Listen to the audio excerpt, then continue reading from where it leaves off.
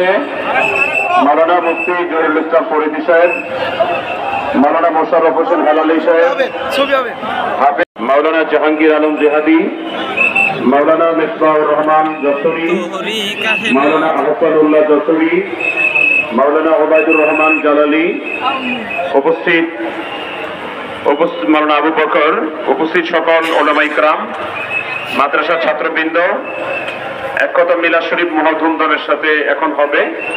সকলেই মিলাদ শরীফের শরীফ হন।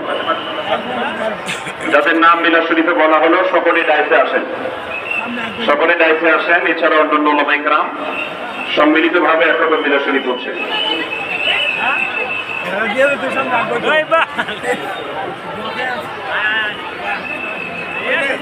সকলেই বসে যান। আউযু বিল্লাহি মিনাশ শাইতানির রাজীম। সামনে ক্যামেরা